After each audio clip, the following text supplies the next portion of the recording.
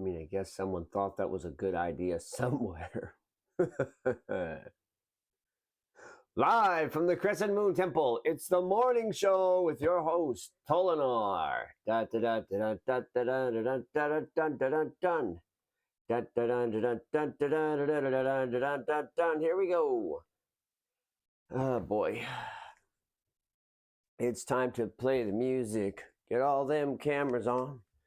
It's time for the morning show, and I'm going it alone. Just quickly check the chat room. Let's see if anybody is home. Nope. It's time for the morning show, and I guess I'm on my own. The host, the guest, the audience, it's what I'm here to be. There's no one even watching. This all depends on me, yeah. That is nothing unusual, it's just another day. I'm sure that I can do it all if I do it my own way, okay. We got the cat running around and it's meowing, going nuts. It's time for the morning show, baby, no ifs, ands, or buts. Figure out a topic to talk about, something that seems real nice. I've been playing the game and it's kind of got me brain addicted and I can't. How about Paper and Hardship? Paper and Hardship is good. The host, the guest, the audience, it's what I'm here to be. There's no one even out there. It all depends on me. I've got a bunch of nice things that are being done by some nice folks. They're gonna be on the stream soon, so thank you for all of those stuffs. Okay. Before we get into that, there's this thing about Kobayashi's Dragon Maid and how people find some of the characters offensive. Well, as it turns out, I believe that the let me get some background music. Loud, always loud. There we go. Okay, touch more. There. So, the characters in Miss Kobayashi's Dragon Maid, their personalities are offensive. They're very offensive characters, but the truth is, the 5 dragons, their personalities are very carefully chosen. If you think their personality is offensive, you have no business being in their life. That's the way they are. From the main character's egregious personality, the fact that she's huge, in your face, go get her, straight, right here I am, I'm gonna do all the things, and the very devil may care, impulsive personality, the brooding, evil, dark-natured, hate the universe fellow who's lurking in the back corner of some room, cursing everyone to death, the lolly, the girl with huge breasts, and the girl with huger breasts that's also probably appears to be a questionable age. These character designs are specific to triggering specific people. So if your personality doesn't suit a dragon's nature, you find their nature offensive, I mean, these are beings that have been alive for hundreds of years. There's no mistake, there's no error in their presentation. They could have chosen any appearance and they chose this one. They chose it to disclude people who don't suit their particular nature. The reason the big, long, white, snaky thing chose an appearance of a little girl is because that's the way she feels inside. She feels small and cute, and she just wants to find a parent who's willing to dote on her and exist comfortably for a little while as she explores and learns about the world. If you think that's horrible, well, then that's how it is. The one who's very go-getter, egregious, in your face, here I am, eat my tail. Well, if you think that sort of personality is annoying or grating or offensive, then you probably shouldn't be around her. The one with boobs, well, Lukoa has been a fertility god, Quetzalcoatl and so forth, for humans for a very long time. She doesn't have any problems with her appearance. It's very carefully chosen. So if you think having huge boobs and picking on kids who have the highest level of lust possible is wrong, personality is not going to work well.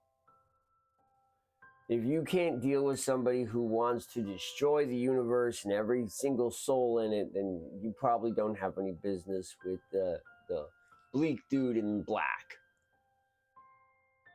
And if you're not okay with a person who was angry at the entire universe but has decided to turn things around and be cheerful anyway, then this it makes common sense, so to speak. And the humans, interestingly, are all those. Oh, and then there's the girl who is self-righteous and imposes her sense of justice on everyone else, whether they want it or not, and whether she qualifies for it or not, right? Again, if you find that personality offensive, you don't want to be around this person. And as for the humans, the select group of 4 humans, they're all relatively inoffensive personalities because they've all learned, like all humans do, to adapt their personality to the nature of the world around them. But if you could be anything, who or what would you choose to be? If you could change your appearance, your nature, to suit your personality, wouldn't you take something specific that expressed all your real, true feelings and thoughts? If you were a dragon that could kill anyone who looked at you sideways, why would you ever care what other people thought? That is the question behind Miss Kobayashi's Dragon Maid. Why, oh why, is a dragon, a hundreds of years old being that is tougher than any mortal, cleaning up a house for once? Why does she care? And the answer is because care and understanding is a rare and valuable trait, something not to be squandered. I kind of want to get into hate and understanding, but we're going to pivot at this point. We're going to talk about papers and hardship. So,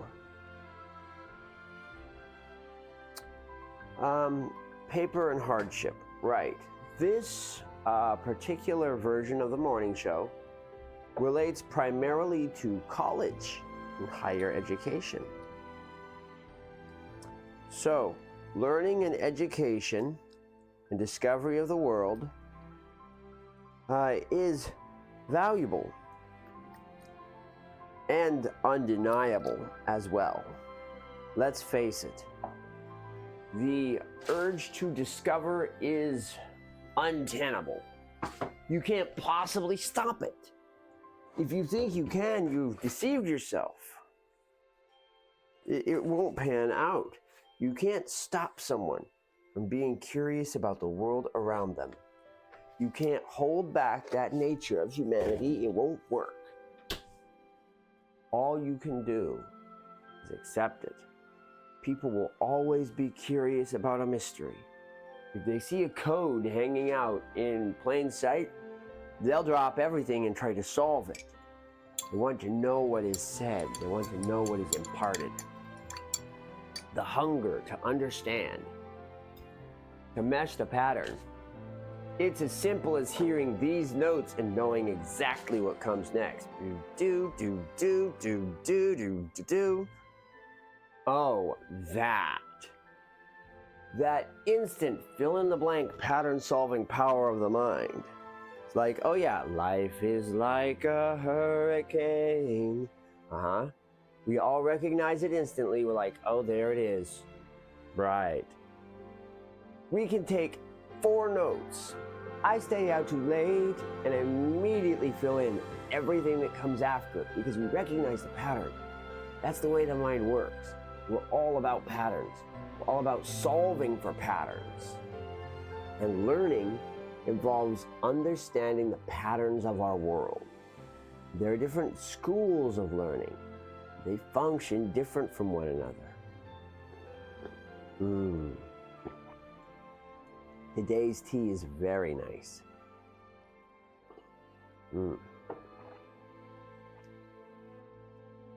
And depending on your personality and nature, some things can be much easier to learn than others. Cooking, for example, is about learning about ingredients and what happens when you combine them in specific ways. Things you learn from cooking are universally applicable, with very few exceptions.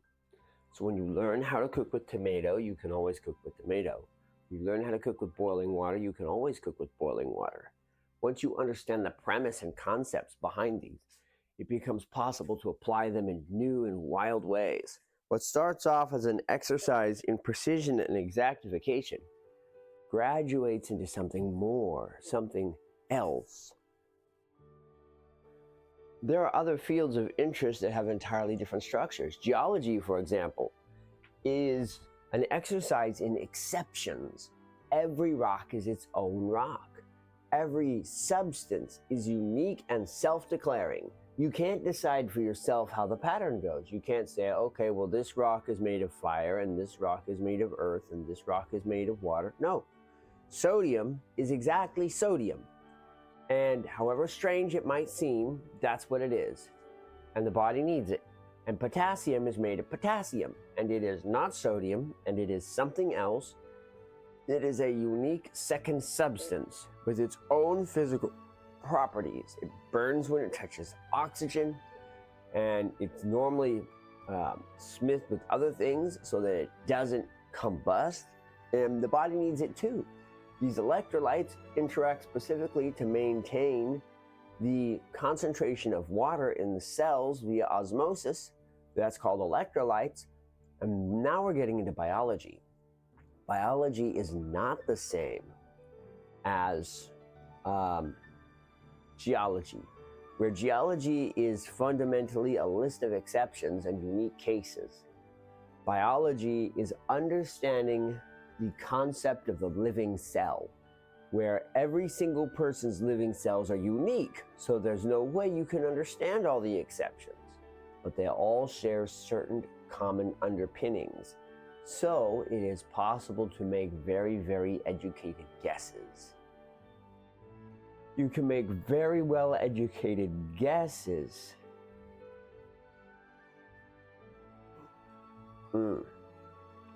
Music and entertainment tends to be very deep with patterns. Let's see. Architecture and art, all these different schools of thought, they all have different forms, so to speak. They all have different shape. They all have different natures.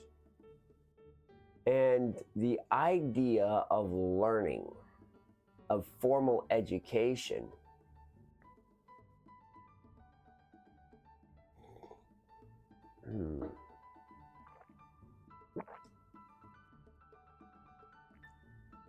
most of the diploma, the value of having a high school diploma, is making your way past the challenges that are incumbent in learning the material.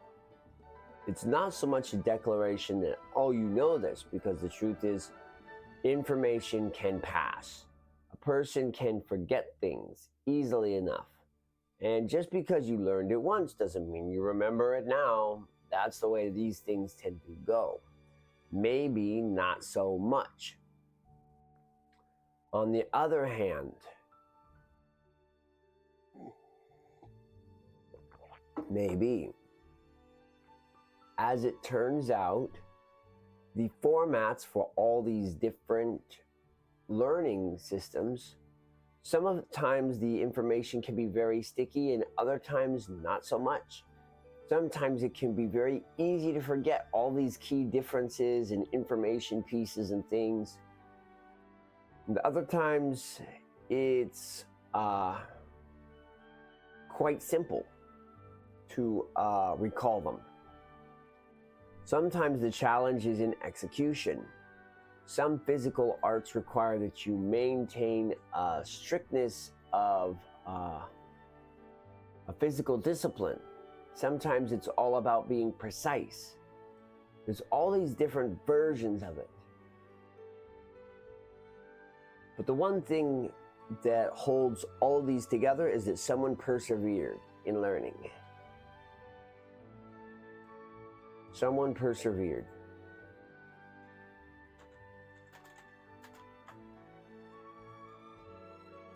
Perseverance and the ability to rise to a challenge will always be valuable.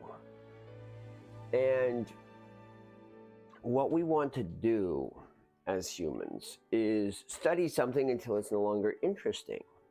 Being able to push past that point and study until you have all related information. Being able to stick with it. Being willing to deal with the digestion of information when learning is no longer curiosity. That's what demonstrates mastery.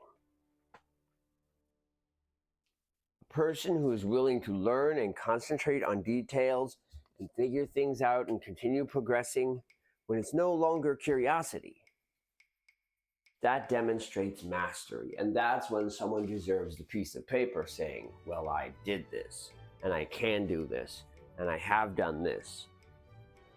Because as long as it is simple curiosity that drives you forward, nothing will ever stop your hunger for information. And the paper that indicates completion is just a footnote. It's a placeholder. You're not done studying that. Just because you go to culinary school and you learn how to properly use a knife and you learn how to make an egg raft to clear up a stock, that's not going to be the final say-all, end-all of your cooking journey. No, you're going to be putting pralines inside of muffins for the rest of your life. You're never going to stop studying cooking because there'll always be one more nerd out there saying that you should cook your whole milk in the oven before you use it to make your chocolate milk powder. That's going to teach you something new. And it's the desire to have that information that is the true mastery of a form. But those who wish to teach must first demonstrate they learned. Those who wish to use their knowledge in a business application must have proof of their information. This proof usually takes the form of a test and then a paper.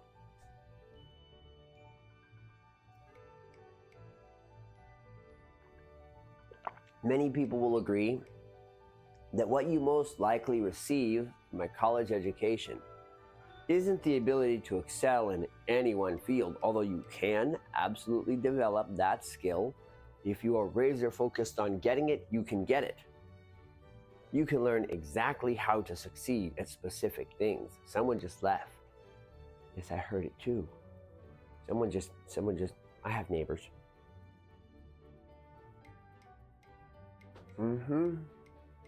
But what's more likely, you will go to college to learn how to persevere, learn how to push through difficult tasks on your own. Generally speaking, elementary school is more about entertaining you while your parents work their jobs, as well as getting you used to the idea of existing in a social structure beyond your family. The social structure of the family is unique.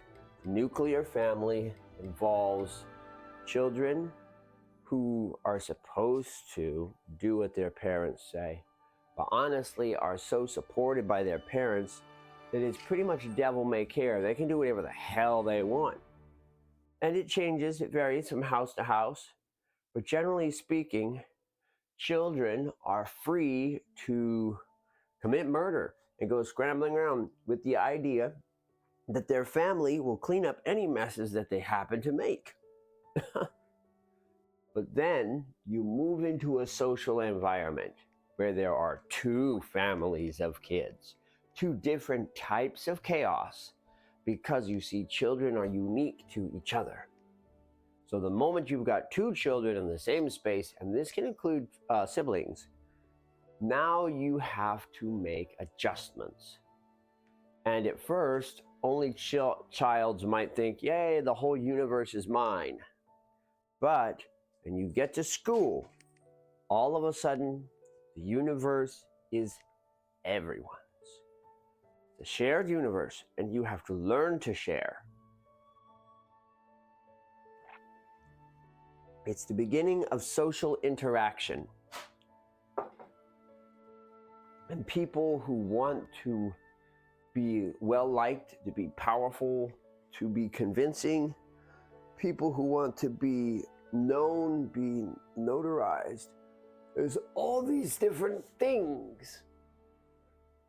Oh, I see something I don't like at all. Okay, I better keep an eye on that.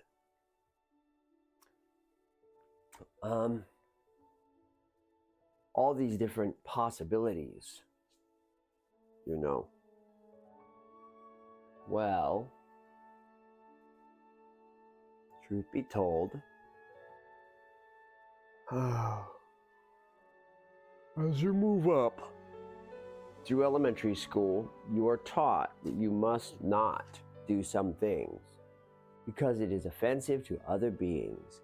You must learn teamwork. You must learn to work as a group. You must learn all of these things. And then there is the second aspect. You move into middle school, and now you must face regimentation. You must learn about things that aren't very interesting. You must learn about things that maybe you don't care very much about because society says you need to know them. You must take on the expectations of society.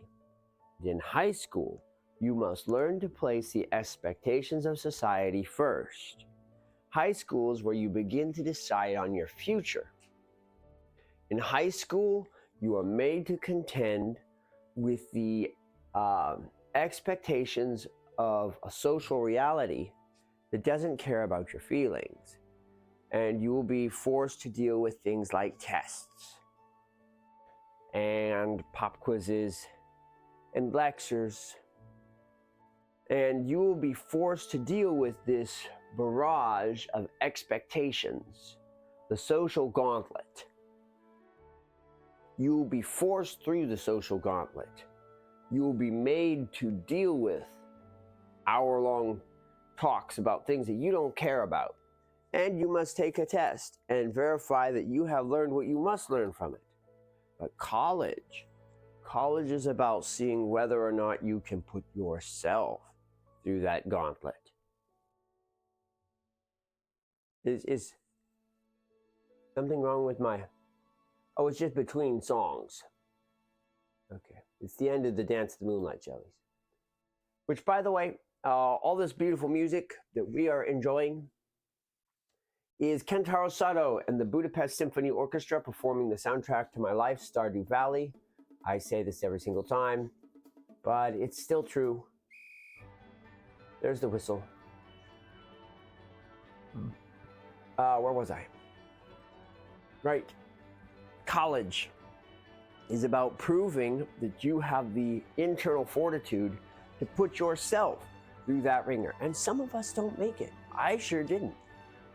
I tried several times and realized that instead of making it cleanly through a simple knowledge test and demonstrating that I was a superior programmer, which I think I am, honestly.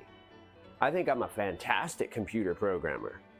I realized I was going to spend 40 hours of my life in a study hall environment, staring at a screen, pushing buttons, when I wanted to be outside.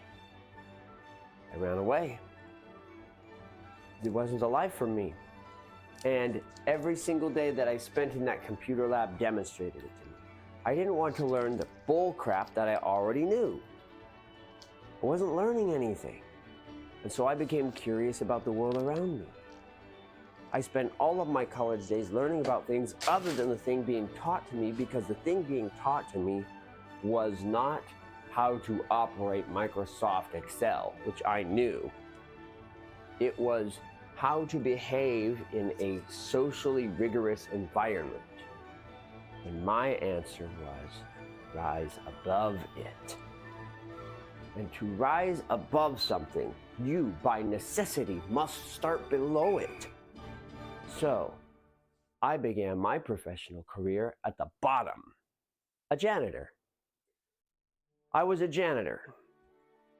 And now I have risen to this amazing position of stardom where I'm on top of the universe. In a manner of speaking, it's an empty universe, and that's how I'm on top of it. There's no one in my chat rooms. There's no one even here.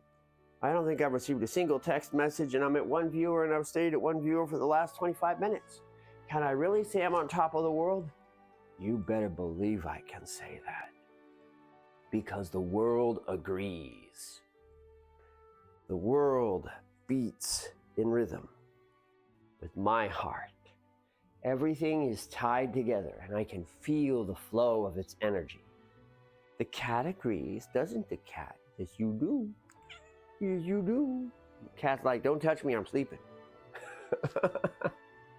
The cat has no problem bullying me when it wants to get up in the morning. Feed me, feed me, feed me. And now that it's had its food, it's sacked out. It doesn't care about anything. No, I'm snoozing. Sorry, kitty. Chocolate. So, it is the understanding and acceptance of the flow of the universe that grants me unlimited power and opens the door to the title of Overlord. Even though I've set that title aside because I'm saving money.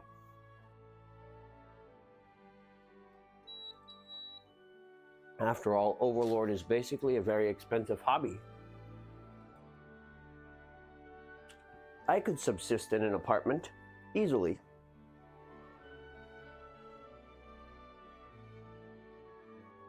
I understand enough about life, health, strength, and the universe.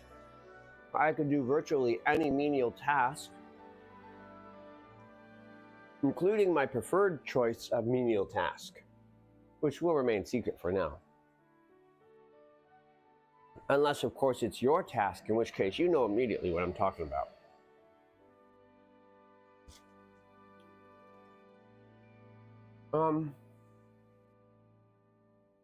I do everything in my power to avoid those two letters, but sometimes it falls out of my mouth.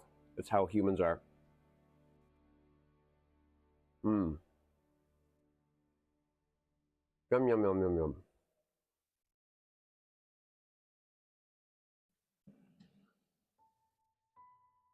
The truth of my reality, the answer, is that while the world is not created equal, it is created amenable. And it always was different from this. Now we live in a good time, a healthy part of reality, where life is not so difficult to live. But if one wishes to survive well, one must prepare for life to be difficult. If one wishes to live for peace among the sheep, one must be ready for wolves at the door. So, all of my life has been about calculating a reasonable return on my own existence, doing what I can to earn back what I took from Mother Nature and give to the world that I've taken from. That's what I've calculated for my path, and other people can have different paths. And the paper that you receive at the end of college is a demonstration that you are willing to assume a specific place in society that I was not ready or willing to assume. And I don't think I am yet. No, I'm pretty sure I'm going to become an overlord. Again, I am going to go back to my overlording ways. But there are many people who have earned that paper. And it's not necessarily that they know more than me. I'll bet most of them don't, actually. I'm pretty sharp. Some of them do, definitely. But not all of them. The paper denotes that they are all tougher than me, which is fair. They have all made their way through the gauntlet. They have pushed and gritted and strove until they achieved what they set out to achieve. They reached their goal. They were persistent in doing something that was no longer fun and interesting. And for me, that's just awful. But it is a testament to their willingness to follow through, to complete something to its end, which is honestly one of my greatest weaknesses. I have a tendency to leave things on the table, to leave matters half finished.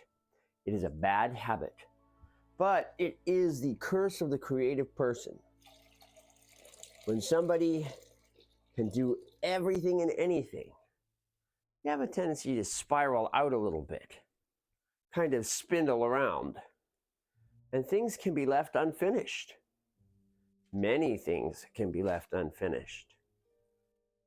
Tying up loose ends becomes a regular occurrence. You just have to go through and sweep up all the things that you've left around and deal with them one at a time until they're mostly dealt with.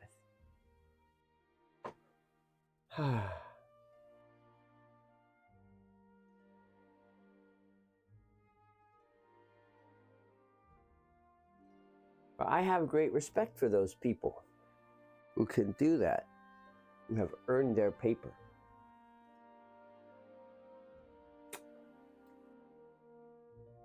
Oh, tomorrow is my day off. I want to talk about some artworks that are on the way, because I've got some really cool things happening on my channel. First off, Pika's been working very patiently with me. She's doing a commission. So this awful picture that I drew of myself, someone's drawing a better version of it. And I'm going to receive an art upgrade. I'm looking forward to that quite a lot, honestly. It should be a great deal of fun. And then there's another piece of art which I commissioned from another person. It's a background. It'll be done when it's done. I have music that I want to create. I have so many things.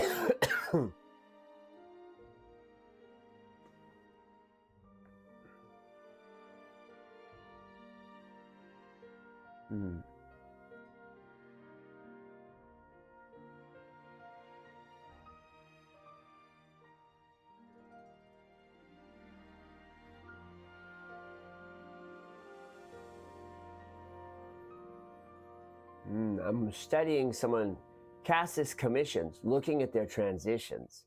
That's pretty cool stuff. Oh man. That's really professional looking. There's always further to go. I'm gonna like that. Oh yeah. What can you do except to say, wow, that person could do something I can't do. Woo hoo hoo, but I might learn. I could learn how to do transitions, and I guess I'll have to at some point. Right now, I am contented to sort of scribble. We'll scribble along. Oh.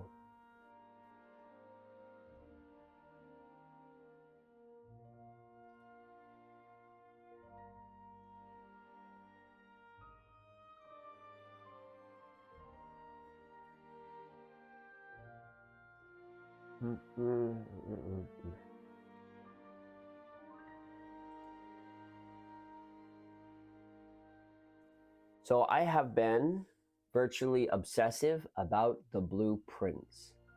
And I need to get back to studying the footage. I've got a long ways to go.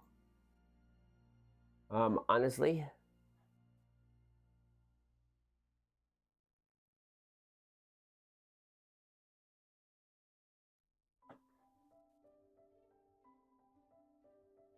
I appreciate everybody for watching my morning show. Well, there's no one there though. Thank you.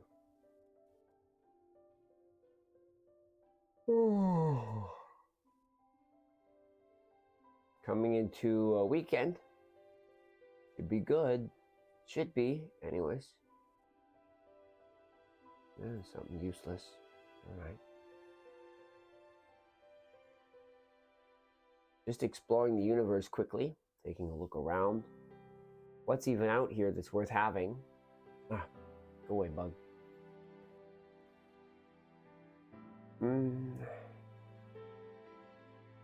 Let's see what we've got here.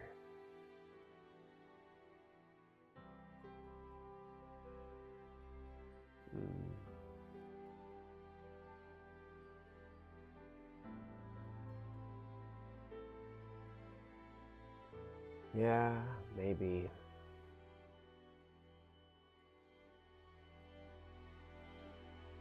That's a classic.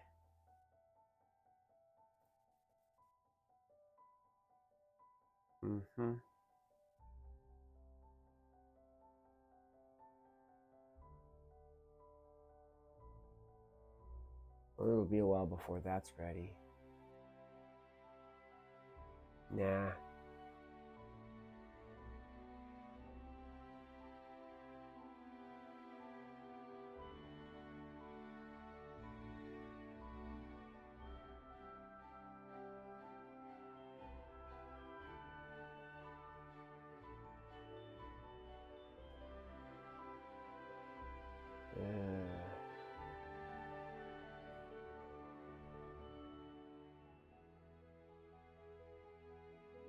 Maybe. Seems mixed up.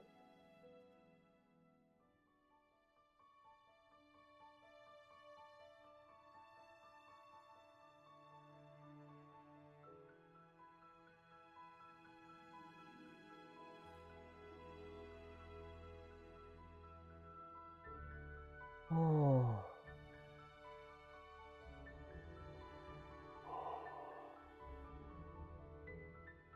Yeah, I don't know. Maybe we'll go with that.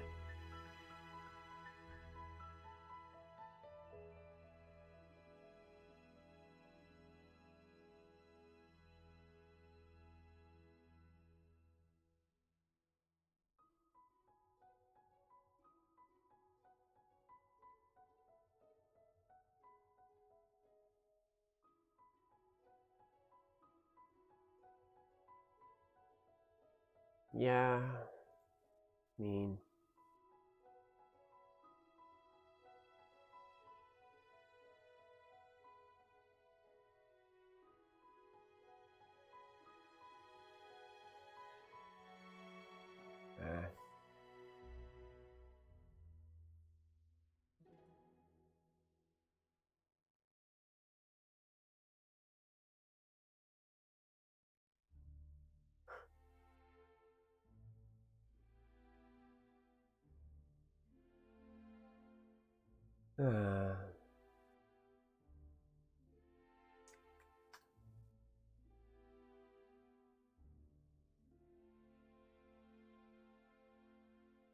I think I've gone over most of it. We'll go ahead and call the show. There's no point in talking on about nothing. Thank you for watching, and I will see you the next morning.